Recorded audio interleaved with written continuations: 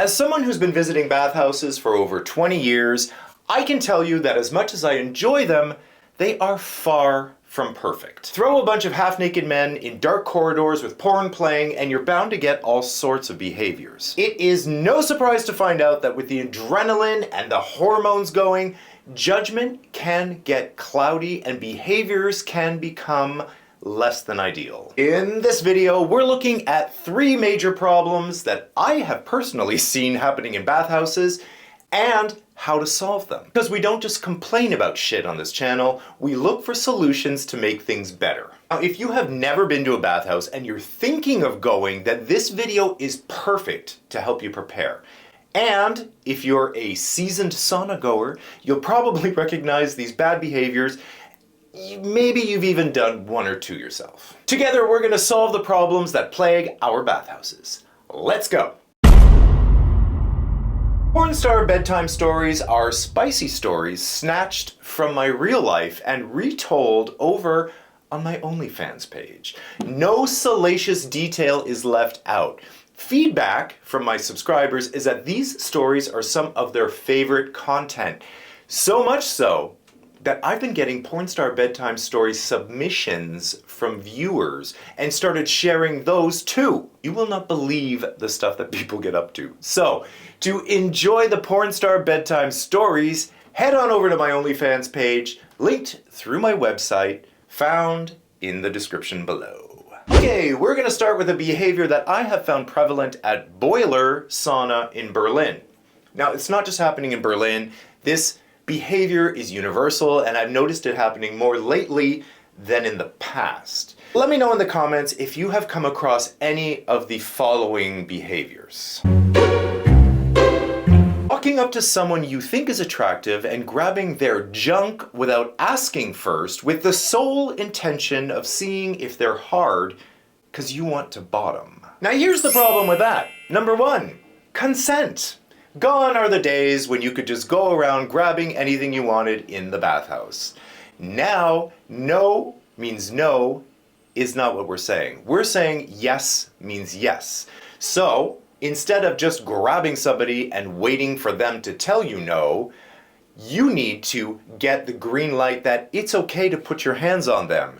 Yes means yes. And just as importantly for me is the whole concept that you're going around grabbing people to see if they're hard because the only thing you want is to get plowed. Basically, at that point, you don't even care what's attached to the penis, you're just looking for something hard to shove in your butt. So why don't you just get a dildo, if that's the case? But I digress. It takes, for me, somebody that I'm into and for us to have that kind of spark and that connection, and then the body responds. Making this personal because this happened at Boiler. Somebody came up to me, really good, like I was into him, but I didn't even have a chance to process what was happening before he just went for it, and then squeeze, squeeze, not what I'm looking for, and then walked away. And I was like, if you had taken me aside, if you had given me a second, if you had, you know what I mean? Then things would have worked out, trust me, because I was India. So it's kind of like all of these missed opportunities that people are missing because they're in this rush to just shove everything up their butt and they figure if you're soft then you're not going to be able to get hard. This kind of behavior also encourages the use of Viagra and Trimix. Now, I'm not against those things. I was a porn star. We used to do Viagra on the set all the time. No judgments there. But when the bottoms are going around and grabbing packages only looking for something that's super hard and ready to go, what that's forcing the tops to do is to be prepared and always ready to go. And the only way most people can do, unless you're 21 years old, or some people are just perpetually hard, for the general public, you know, just to be hard and ready to go and walking around all the time, takes the use of either Viagra or Trimix. Inject it into your penis and it makes you rock hard. The increased use of Trimix tells me that we obviously is reflective of this instant gratification world, the scrolling, swiping, grabbing. We want what we want and we want it yesterday. Okay, so here's the solution. Number 1, get consent.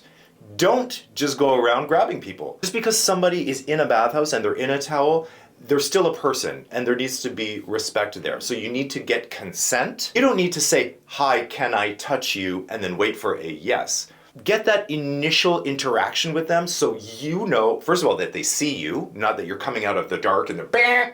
you know, and there's a conversation, maybe you're chatting a little bit, or it doesn't even have to be words. You know when somebody's into you, the bodies get closer, the hands start going, like, okay, but get that consent. Yes means yes. Other part of this is like, everyone just slow the fuck down. What are you racing around in circles, grabbing crotches, looking for the hardest dick you can find in the one moment? Like, just slow the fuck down.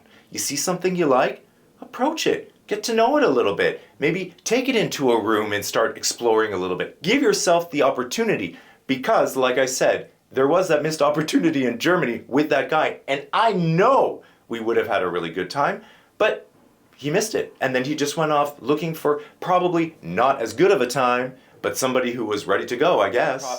The next problem we're going to look at is one that we've probably all done consciously or subconsciously, which if you can get past it, we're all going to enjoy ourselves so much more. Judging a book by its cover. I think we all have done that. We walk around, we think that we have people figured out just by taking a glance at them. We've figured out who they are, what they're into, you know, what they like, and if it's going to work between us. Here's the problem with that. People are more than just one thing. We are not just two-dimensional beings walking around and you see it on the outside and you're like, well, that's your whole story. Not only that, people are also contradictions of themselves. I can't tell you how many contradictions I have within myself where it's like, oh, no, but actually, yes, yes, yes. And everyone that you're seeing is also living something in the moment that they're there. There's other stuff going on in their lives. They're also in that space, which is a very unique situation and space to be in with lots of stimuli around you. Here's the solution. Don't assume to know who they are or what they like or what they're into. You don't know. Right. If the guy's on all fours in the room with the door open and his ass in the air, you got a good idea at least what he's into. You don't know what he's like as a person, but you know what he's looking for. That's pretty clear.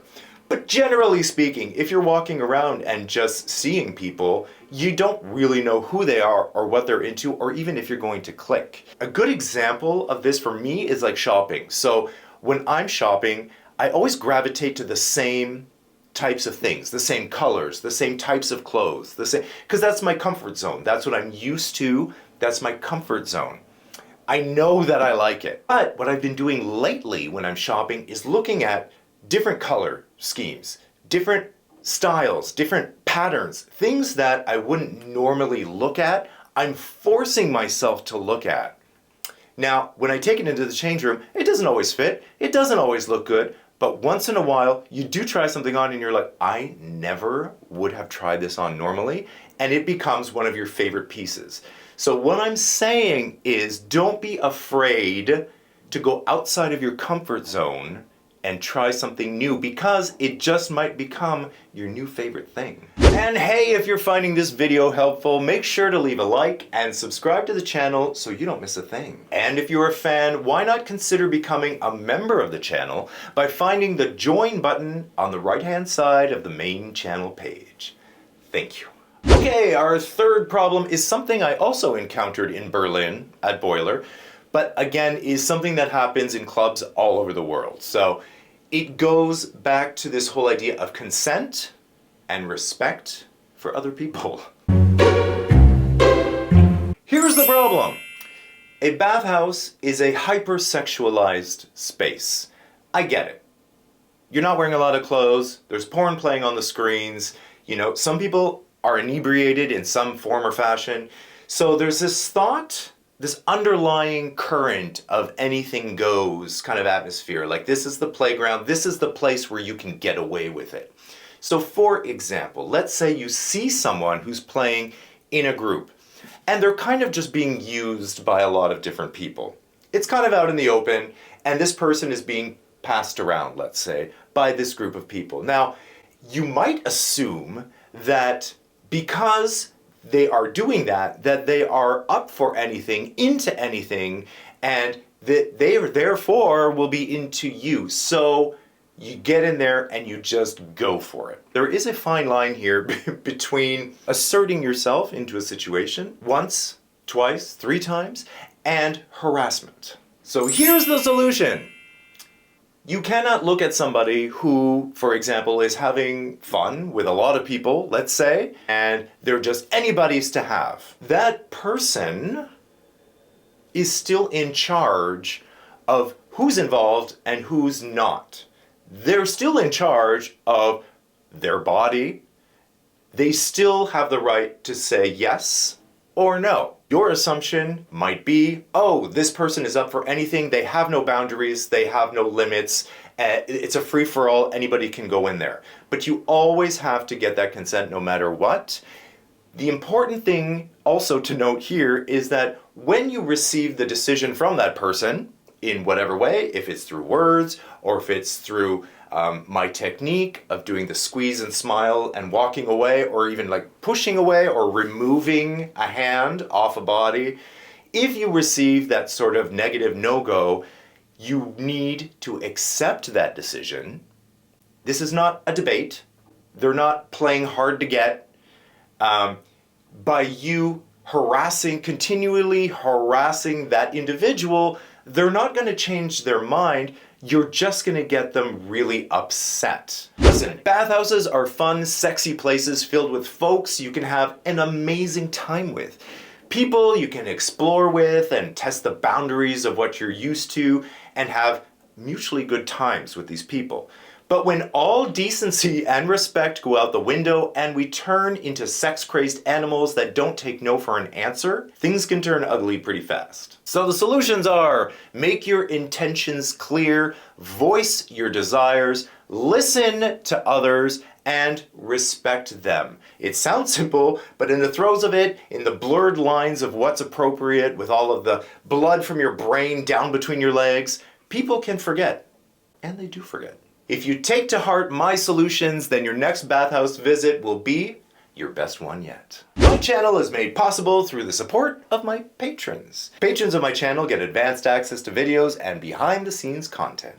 And for a deeper dive, why not sign up for my newsletter? It's absolutely free and full of discounts on fun stuff for you to enjoy. For all the ways that you can support, just go to patrickmarano.com, linked in the description below. And I will see you in the next video.